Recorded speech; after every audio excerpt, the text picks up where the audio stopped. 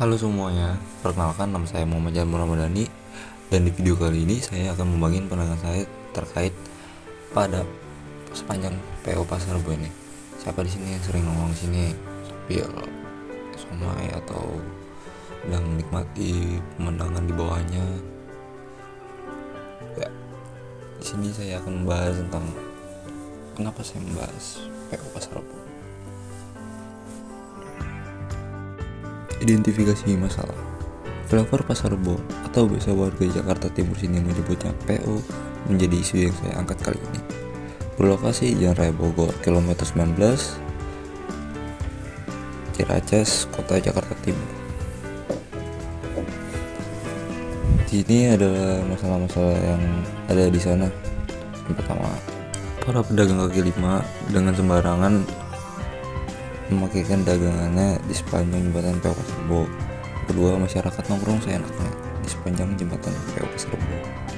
Yang ketiga, kurang sadar masyarakat maupun pedagang dalam bahaya lalu lintas di jalan yang dimana PO Pasar Rebo ini bukan sekedar jalan raya kecil tapi jalan raya nasional.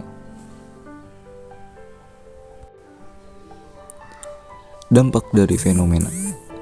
Di atas PO Pasar Rebo ini banyak sekali pedagang kaki lima yang memarkirkan dagangannya dengan cara malang menghadap ke jalanan, dan masyarakat seringkali nongkrong di sepanjang pinggir jembatan PO Pasar Rebo ini malah mengakibatkan hal diantaranya: 1. Kecelakaan lalu lintas.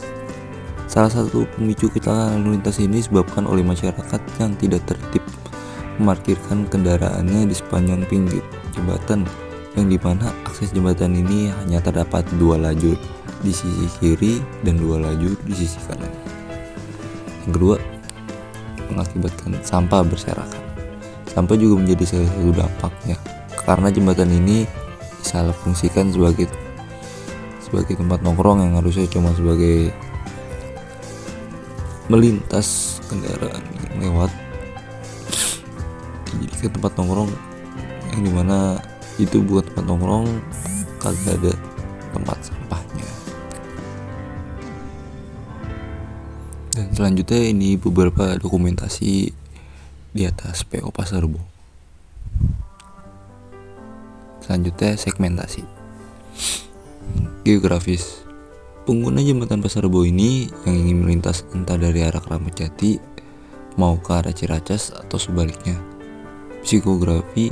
Kebiasaan para pengguna jalan yang hendak berhenti sejenak di pinggir jembatan tersebut mengakibatkan menjadi lahan untuk para pedagang kaki lima. Targetingnya edukasi untuk para pedagang kaki lima dan pengguna jembatan dengan rentan usia 17-40 tahun yang terdiri dari remaja hingga dewasa yang menggunakan sepeda motor, mobil, dan pedagang gerobak. Positioning. Himbauan ini difokuskan pada rentan usia 17-40 tahun yang melintas dan berdagang di atas jembatan dari segi kenyamanan berlalu lintas untuk tetap aman dan terhindar dari kecelakaan yang disebabkan oleh pengguna jembatan yang asal memarkirkan kendaraannya di pinggir jembatan dan para pedagang yang memalang di pinggir jembatan. Selanjutnya, solusi dan kegiatan. Di sini solusi dari saya yang pertama adalah banner himbauan berupa spanduk di sepanjang sisi pembatas jembatan yang isinya berupa ancaman, tilangan, atau denda sesuai perda yang berlaku, dan mengedukasi seberapa bahayanya berhenti atau parkir sembarangan di atas jembatan tersebut bagi pengendara yang hendak melintas maupun yang berhenti di atas jembatannya. Yang kedua ini poster sosial media.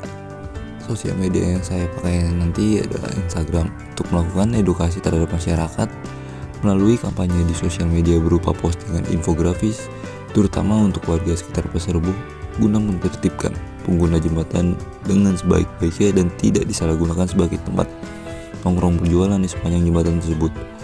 Edukasi kampanye pada media sosial ini berisi tentang peraturan daerah setempat dan sebab akibat jika masih melanggar akan dikenakan sanksi tegas.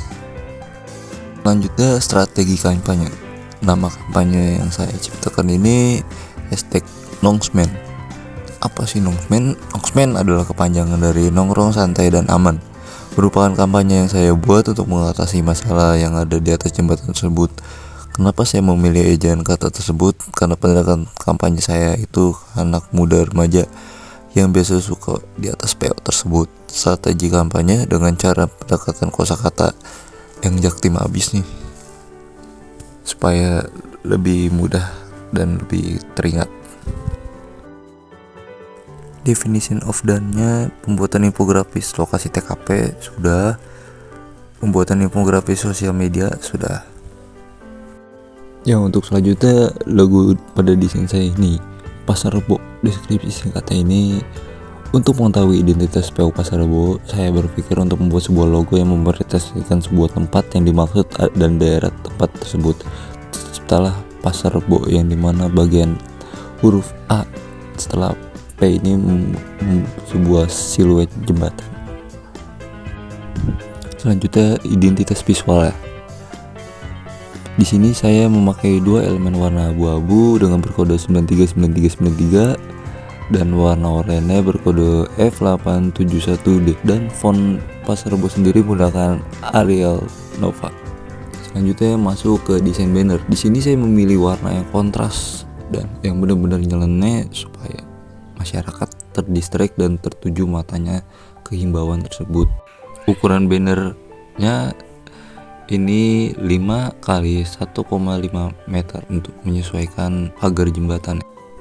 Ya, ini implementasi bannernya ketika sudah ditempel di sepanjang jembatan PO Pasar Rebo. Kita bisa lihat di lebarnya 5 meter, ke bawahnya 1,5 meter.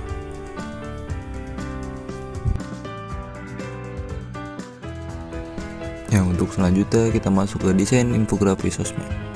Di sini ukuran yang saya post di feed Instagram berupa 1:1 atau 1080 x 1080 pixel sesuai dengan feed post Instagram. Nah, di sini beberapa mockupnya kita bisa lihat, ada mockup Instagram di bagian feed, bagian beranda, dan juga ada di bagian Insta Story yang akan seperti ini disebarkan di sosmed. Kesimpulan, pada tugas saya kali ini membahas tentang isu yang ada pada ikonik Jakarta Timur, tepatnya di daerah Pasar Rebo, yaitu flyover Pasar Rebo atau yang biasa orang sini sebut PO. Kalau dari sudut pandang saya, seharusnya pedagang terlebih dahulu yang ditertibkan. Kenapa? Karena pada nongkrong di atas jembatan tersebut dibuat menjadi betah berkat adanya pedagang kaki lima seperti Starling, tukang buah yang segar, dan Kang Somai yang hangat-hangat. Maka dari itu membuat yang awalnya berhentinya cuma 3-5 menit sampai bisa berjam-jam di atas PO tersebut akibat support dari para pedagang tersebut. Oke, sekian, terima kasih yang sudah mendengar pemaparan dari saya. Apabila ada salah kata-kata mohon dimaafkan. Akhirul kalam, wassalamualaikum warahmatullahi wabarakatuh.